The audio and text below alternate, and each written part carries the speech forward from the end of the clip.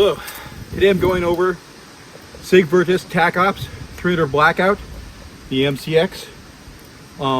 This is a 3-year review. I am aware that there is a third generation out. I'm doing the second generation, but that's how 3-year reviews work. A lot of what will apply to the Virtus will apply to the Spear LT. We'll go to the classroom, we'll do distance, we'll do night work, and we'll go over this gun, its strengths and its weaknesses. So the channel grand thumb here, or some joke on the Navy here, we're going to go from tip to butt. Again, we've got that SIG SRD 7.62 titanium can, no longer made. It is not a flow-through can. It has a large opening here. These are wrench flaps. It is a closed can, but an extremely high volume can, which makes it very quiet. Large forearm here with a whole rail system. It's M-lock all around at 6 o'clock, 9 and 3 with a pick rail running the top here. It stops about here. You can see the rest comes off with a handguard. Haven't lost zero with it yet, so I'm not going to complain. I've added on a Surefire Vampire.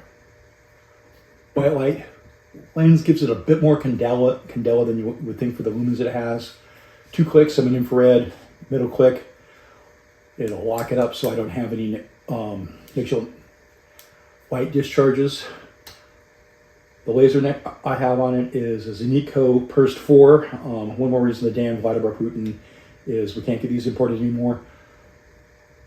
Nice small little laser, works really well. I have a hand stop here, which stops my hand and allows me to have my thumb either work the light or the laser real easy, and then flip up here for the green, the infrared, back to middle, otherwise in the variable controls. I don't feel like I need tape switches here. I can do it ambi with either hands. Works nice. The backup sights that came with this are from SIG.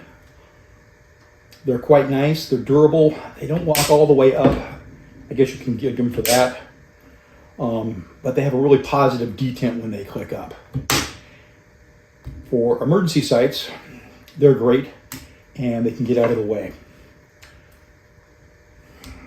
I've added an EOTech as my primary sight here.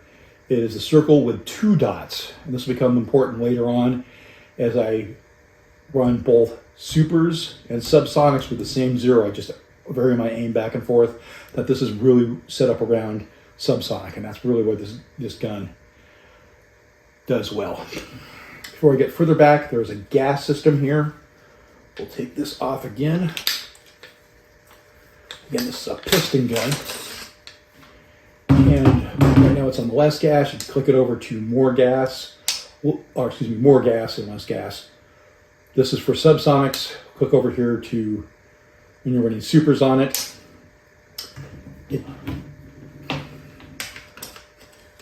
I won't get bolt hold open, and maybe when it gets really dirty, some problems on the low gas with the subsonics. I get a little bit more forceful ejection and more gas coming out of it when I have it on the high gas with the supers. The forearm again locks into this royal light here and easily clicks on. Coming back, the controls are AR-like. The triggering here is from SIG. It is not a Geisley, but it's actually, say, halfway there. It's much better than a regular GI trigger. I like it a fair amount. Maybe 4 or 5 pounds. Quick positive reset. I can work this thing very fast. This is a very fast shooting gun, especially with the low recoil and this trigger. The safety on here is ambi. Full size on this side. On the right hand side, when it's down, it's shortened so it doesn't get into the way of your trigger finger like some. Magazine release. Over here, positive. And there's an ambi one over here. The bolt lock open is just on one side here, but it's large and exaggerated, very area control-ish. It is not ambidextrous. The third generation will have it over here. That and the reduced weight. If I would recommend things for the second to the third generation, those are the two things I really want to go over. Coming further on back, charging handle is, well, it looks AR-ish. It is not interchangeable with AR things. Almost everything in this is proprietary to SIG, including the vertical grip. I think it could take AR ones, but it has a SIG one on it. The bolt itself, here, let me push this over, is, everything fits tight in this. This is very machined well, and you have a feeling of quality to it. I know people put jokes about SIG stuff, but this is a well thought out quality gun. The bolt and recoil system in here are proprietary to it. It's a variation of Eugene Stoner's AR-18 system. The bolt looks AR-ish, but again, nothing in here or changes with it. I'm not going to take it apart now, but it's a fairly easy system to take apart. Regular AR bolts will not work in this, or no AR components will overlap with it. But you have very similar AR-like controls, and as you can see, it goes back together very AR-like-ish. If I can get the bolt in over the charging handle. There we go. Trigger group inside there, again, looks very, very AR-ish. There are aftermarket triggers, but I'm quite happy with the one that came with SIG. I don't feel like I would gain the money that it's worth putting a Geisley or something else in there. This originally came as a pistol, which had the brace 3 years ago. Actually, closer to 4. I stamped it, and because the SIG folding stock, this also collapses it well.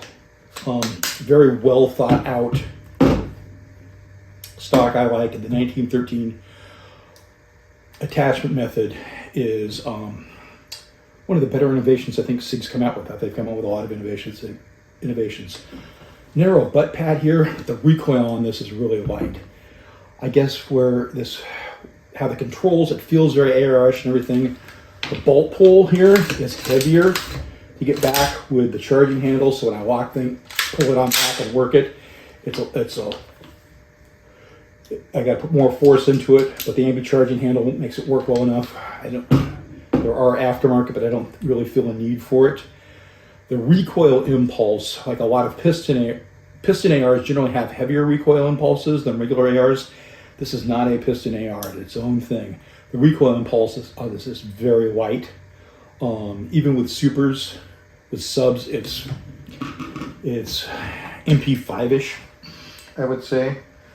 This DI gun in 300 Blackout, the supers and subs are much more heavy recoil. It's not like huge or difficult recoil, but you notice the difference and it allows you to get very fast with it. Okay, I'm now going to send you guys out to the range and we will talk over at 50 yards where I have the 0 on this, what I'm getting out of my subsonic fighting load, which I use Hornady 190 grain with the ballistic tip, they're sub X. And supers, I use Hornady 110 grain VMAX. There is a point of impact difference. We will show that and we'll talk to you about it. Also for practice, I've used a whole variety of ammo in here, never had any problems. I use S&B 200 grain, which is pretty close to my supers, and Serb PPU supersonic for the practice load on that. Again, very close to what they can do.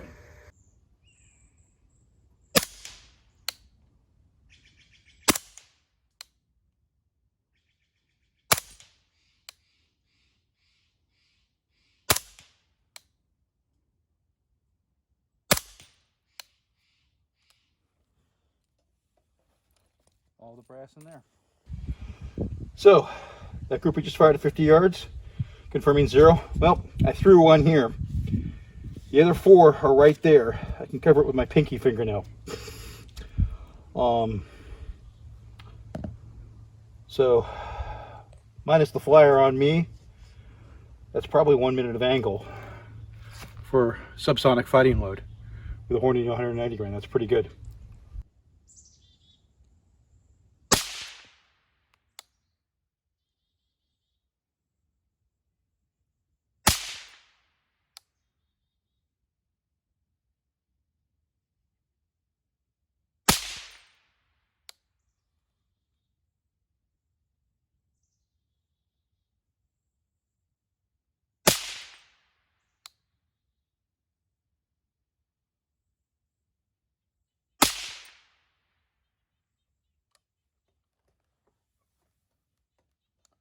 Okay, a couple different things. You can hear the supersonic crack.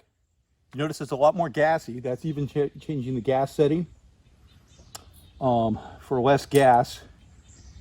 And then the ejection pattern is different. I caught 4 out of the 5 rounds in here. So this time he used a Hornady 110 for supersonic load, VMAX load. This and this are previous. There were others here. What we had, it's about 4 inches higher and about 2.5 inches. So not nearly as accurate. And that 4-inch higher on what its arc is. At distance, we'll see how this works as well. But this gun's raison d'etat is really the silent stuff, where it can flex on the supersonic. So I'm happy that it's good on the subsonic, and the supersonic I'll just have to live with. So soon I'm going to show you how this works at distance. And since I'm doing 1-0 for 2 different points of impact, and different points of impact, I have to change things, I'll show you how I'm using that reticle. So EOTech reticle, 64 MOA. Little notches on the things. I've got the 2 dot there, 1 in the center and 1 below here. For my subsonics, this is my 50 yard. It works out well to 100. Past 100 to 150, I'm in between the dots. This is about my 150. 175 to 200, I kind of imagine a 3rd dot here, evenly spaced with the first 2 dots. That allows me to get hits at 200, both day and night. For my supers, well, I'll be a little bit high at 100, so I aim a bit low. It'll be straight on at 200. 300 will be about here. 350 at the 2nd dot. 400, I got to start doing my imaginary 3rd dot down here.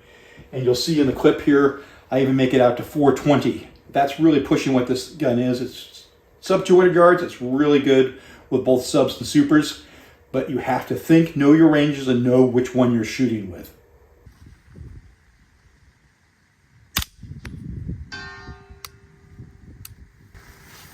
So that's dropped right down.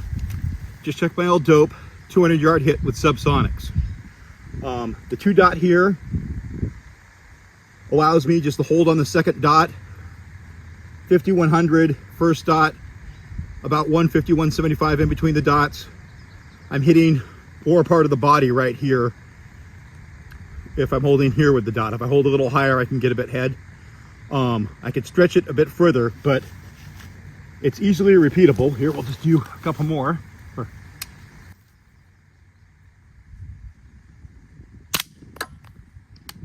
Or not.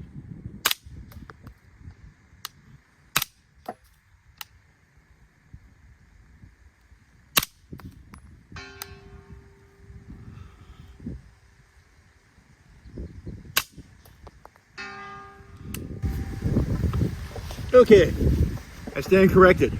I make a 3rd dot in there. If I hold 2nd dot, it doesn't work. So 1st dot, 2nd dot, then I put an imaginary 3rd dot on the chest, and that gets me hits. In between thought, you heard how quiet it is.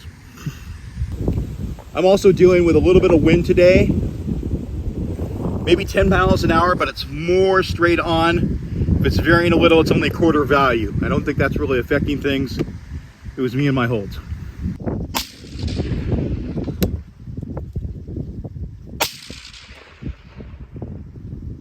So getting hits, aiming dead on with that dot. Okay. That's 420 yards with a 6.75 inch barrel with cheap Serbian-made ball. Wind did pick up a few, up a bit, missed some, it's backing down again. So 420-yard shots, even first round shots, are possible with this, but the wind and everything's got to be right. Also, with supersonic, this is not the most accurate, so I'm kind of pushing my luck at 400 yards.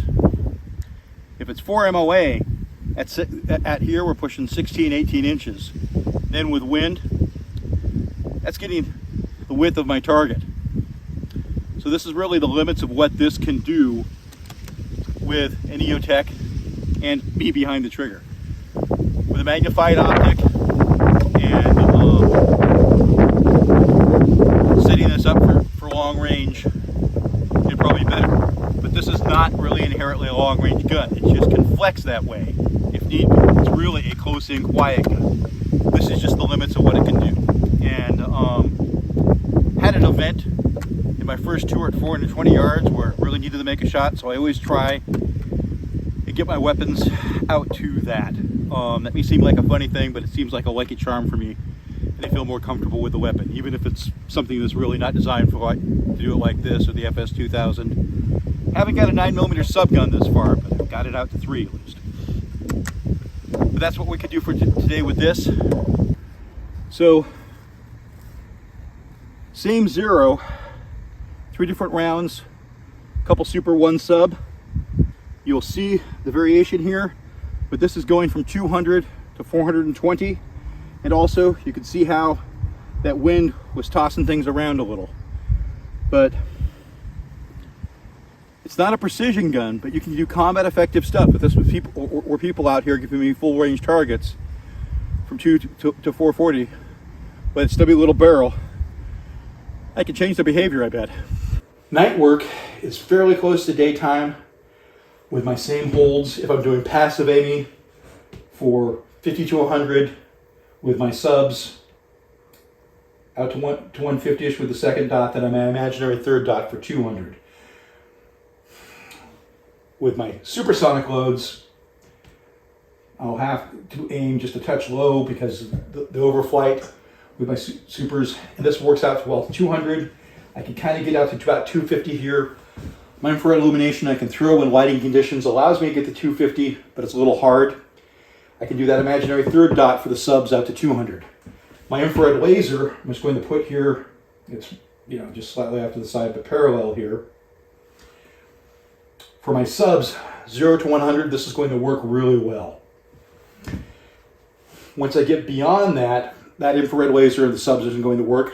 It'll be above that dot. Unless I've got a really dusty or foggy environment, I won't be able to see it. That dot will be off target, so it's not useful.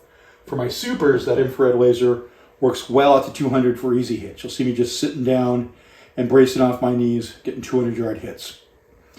So both subs and supers, it's possible with that IR laser, but it's 100 and 200. Getting past 250, that laser's not going to be on, and that active aiming solution doesn't work. So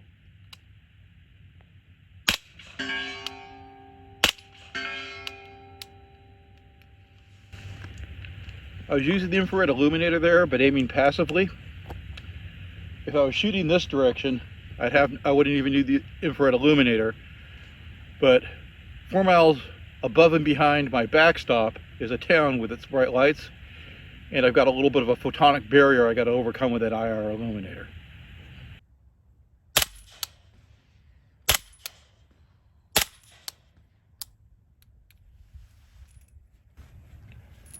So, we hear this thing about titanium 300 Blackout cans sometimes flashing and showing sparks. You can see how much it did there. You occasionally do it as you're breaking the can more, it does less and less. You'll see some of it under night vision, but there's generally less when you're dealing with just the naked eye to what the flash is. And that also is kind of how you break in the can. Once you put so much rounds down through it, you kind of cover the whole thing with soot. And you get less of that free-floating titanium sparks that come out.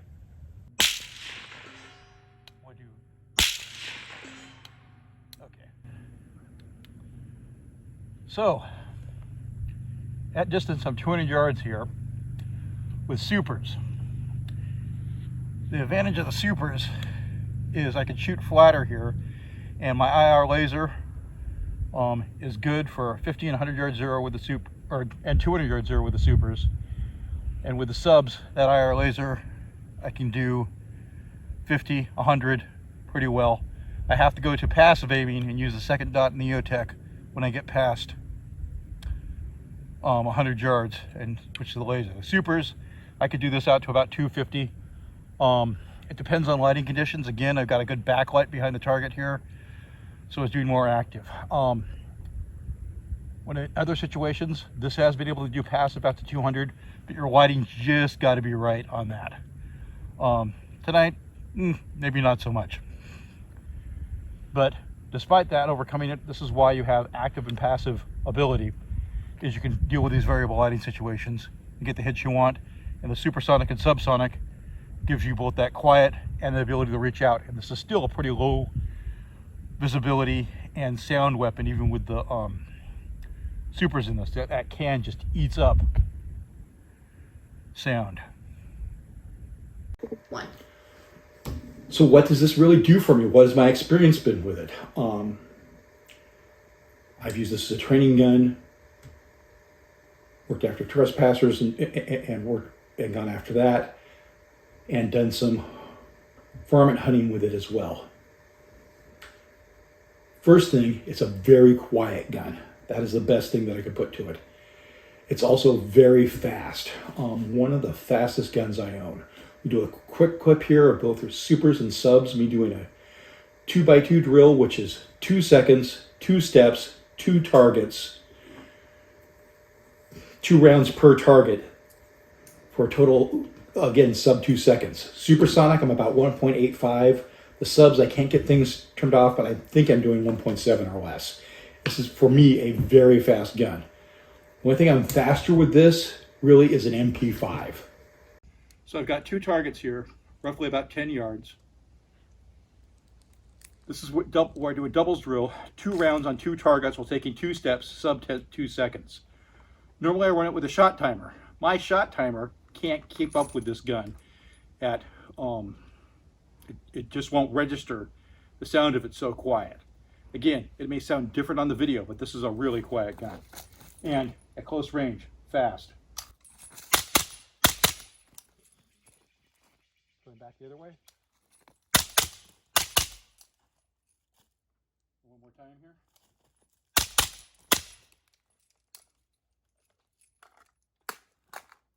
Supersonic.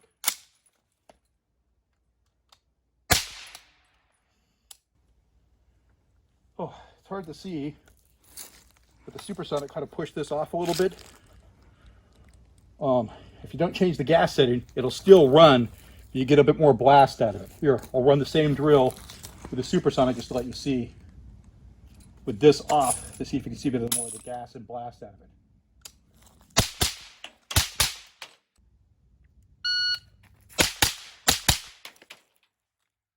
Okay.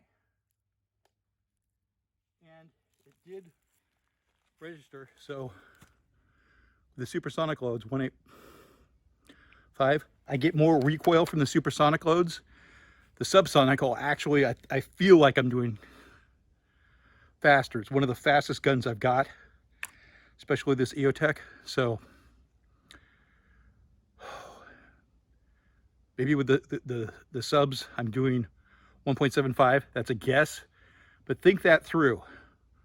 Low ready, 2 steps, 10 yards, 2 targets, 2 rounds on each. That's a lot of speed and wallop in a short period of time. Even with the supers, 1.85 is just fine, or 1.86 is the case maybe. And that's just how smooth this recoil cycle is. With a brass catcher on it, like you'll see me use at times otherwise, that catches that brass. This allows me to be very fast, have no real sound signature. Thought it's a titanium can.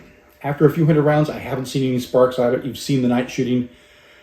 If you see any sparks in there, tell me, but I don't think, I'm not seeing them in there when I do this.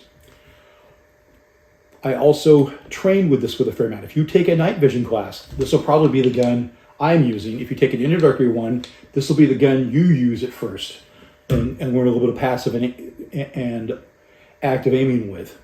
So it gets a lot of usage on that. For varmint hunting, I have been able to take 5 varmints with it. I've got 1 miss on it. That was kind of the ballistic arc on the 300 Blackout. On a moving target past 60 yards, the coyote body bouncing up and down. That arc of the 300 Blackout, I missed on that. All other ones, real good solid hits. How quiet is it? First one I got was a large rabbit. Took me 3 shots. He was hopping, in my defense, before I got him. The person behind the camera was 35 yards away with an open window and did not hear me shooting, and was surprised at what had happened. 2 weeks ago, on the edge of the extended property, within 100 yards of a whole bunch of different houses, along a creek bottom where it echoes, I was able to kill a varmint. Nobody knew I was there. Nobody knew this was making noise, and I did that all in the dark. It's a predatory animal in Oregon. That was a perfectly legal thing. It's not poaching. So if you want a quiet gun that people won't hear and allows you to do sneaky things, this is that sneaky gun. It's also very fast, and with good ammunition, these Hornady subs have opened up quite well. So well that when I've shot in a lot of large rabbits, it has destroyed more meat, and I probably should do it with full metal jacket to be able to get something to put on the table. I've only got 1 of those I've shot. With coyotes, I don't care, but it opens up really quick on it. It is not a rifle round like this 110 grain would be. That'll be supersonic for the Hornady. But for that subs, again, this being a sneaky gun, that's be its raison d'etat. The low visibility assault weapon, it does it well. If you want a quiet gun, this works well. Reliability, I've had some problems when it gets dirty in this gun with that big suppressor, and it does not flow through. It captures it all and brings it on back. When it gets dirty, I have a failure for the bolt to lock open is my most common malfunction. If I have turned up, or if I've turned down the gas and I'm running subsonics and it's dirty, I sometimes will have a failure to feed. It'll still eject, but it won't quite feed back in. So if you're conscious if you're running subs or supers, changing the gas block back and forth, it only has 2 positions. It's not that sophisticated. Then you'll have no reliability issues. With the brass catcher on this makes it reliable.